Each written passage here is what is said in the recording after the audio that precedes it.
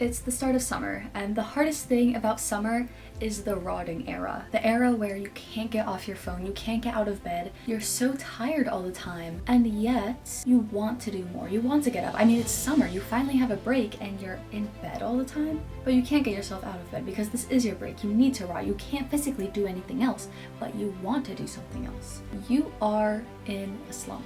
And let's talk about why. This microphone isn't connected to anything, but I like it. If you find yourself tired all the time, bored all the time, always doing something, usually rotting or in bed or watching TV, yet you're always restless, there's things you want to do, but you can't bring yourself to do it, anything of that sort, you are in the right place. Slumps suck because not only are you emotionally you're drained and you're upset with yourself for being drained and not doing the things you want to do, you are also physically you ache when you're in a slump. You want to do things and you physically feel that need to do it, but you're low-key tired. So I'm just gonna go straight into how to fix it. So we're gonna start with the generic stuff. Just to remind you, before anything, make sure you've had water, make sure you eat, make sure you have slept. You probably have, but make sure you have all the basic human functions, needs, whatever, down. Make sure you socialize as well, at least a little bit. So step 1, if you haven't already, take some downtime. You probably already have, but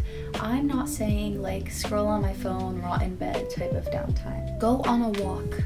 Go sit in nature. Do some actual rest. Your body physically cannot get out of the rotting state because you're so tired and you're so drained.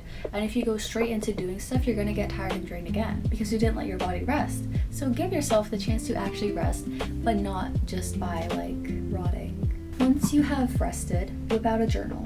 But I know that journaling isn't for everyone, so I'm not gonna make you journal. I can't, even if I wanted to, but I think journaling is the best way to do this. Just write down your thoughts and emotions right now. No pressure, just what you are feeling. I get it. You're tired and you don't want to. Do it anyway. You can do bullet points if you need to. Just get it out there. Don't hold it in here. And then once you've gotten it out, try to evaluate where you feel you have been falling short within this slump. What specifically are you upset about that you want to fix? What do you want to change? And then guess what? After you write this, you know what you're gonna do. You're gonna make plans to change those things. Oh my gosh, who would have guessed? You're gonna make some goals, but don't make them yet because this is the part where we get a little bit personalized. The goal setting and goal actioning part, I'm splitting into 3 sections. Stay with me. This I am basing off of Ayurvedic doshas. There's 3 types, and these provide so much clarity on your motivational style because I used to never stick to my goals before I figured out this, what I'm about to tell you, okay? So there's 3 Ayurvedic doshas and you can be either of them and it will determine your motivation style. I mean, it determines a bunch of other stuff too, like your diet and things like that. We're not going there. We're just staying pretty surface level on how you tend to operate. So there's 3 types. There's the wind type, or the vata, the earth type, the kapha, and there is the fire type, the pitta. If you are a vata, like me, that means that you get bursts of motivation that go away very quickly. Sort of like the wind, because that's why you're the wind. It's like a gust of wind that will go away. And it's sort of your motivation comes in sprints. You can go really far in a short amount of time, but you get winded super quick. If that sounds like you, check out the vata section of this video. I labeled them you can just If you are a kapha, that means that you tend to start things slowly, but you can keep up your motivation for a pretty long time. After you've taken a long time to get started though. With the sprinting metaphor of the vatas, if you're a kapha, you're more like running a marathon. So go to the kapha section if that sounds like you. And if you are a pitta, that means that you have a steady flame of motivation in a specific direction. And honestly, I don't think there's gonna be many pittas on this video because they tend to not get into slumps unless you are burnt out. Pittas can burn like a fire. You tend to have pretty steady motivation, typically in the same direction. Vatas kind of change direction a lot. Pitta is usually in the same direction. So if that sounds like you, go to the pitta section. Hello, all of my fellow vatas. As vatas, we probably get into slumps a lot. I'm sure that you know this.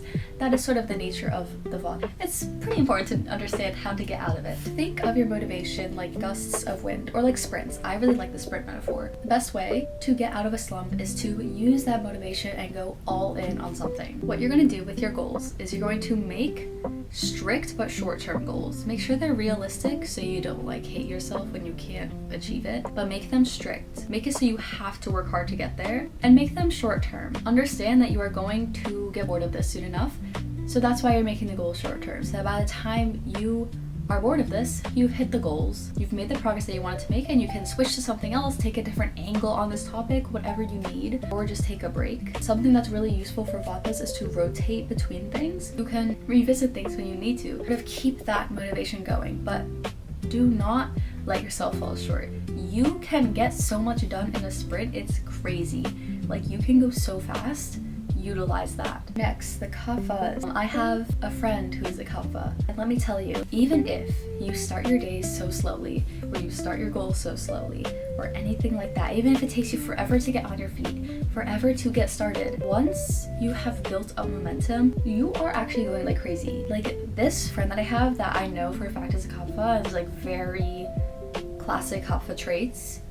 He is literally one of the most successful people in my grade at my school. When I tell you, you have so much potential, even if it takes forever to start and you start off slowly and it feels like you're not getting anywhere, you will get there. My best advice to you is when you are setting your goals, don't give up on yourself. Do not say that, oh, I'm taking too long to start. This start is taking forever, like this isn't worth it. The most devastating thing is for you to quit right before things start showing results, right before things start getting good for you. Don't let anything weigh you down. Not slow progress, not discouraging comments, not anything. You are literally the earth element, so just stay grounded in what you're doing, no matter how slow the progress is, because big changes are made over time. I presume it is probably helpful to break down your goals into smaller tasks to keep you motivated, so that even if you don't hit that big goal in a very short amount of time, you will hit those small milestones so you can keep that momentum going. Because momentum is super important for you, because like I said, you guys are basically running a marathon. Once you have started, you want to keep going. Now onto the pittas. If you are a pitta, what are you doing here? You are very lucky. You have the motivational style that is perfectly aligned with how society operates. Society is literally built around people with your motivational style. And you also should have an easier time staying out of a slump because of your steady flame burning in a consistent direction. That motivation kind of stays steady. But you have found yourself in a slump anyway, which is so completely okay, because lucky for you, when you get out of it, the world is ready for you. So I would say the best thing that you can do is pick some goals that you want to achieve and stick to them. Your fire, your flame, your motivation will burn steady in a consistent direction. You can get really far with that. That is your strength, and that's kind of what society rewards.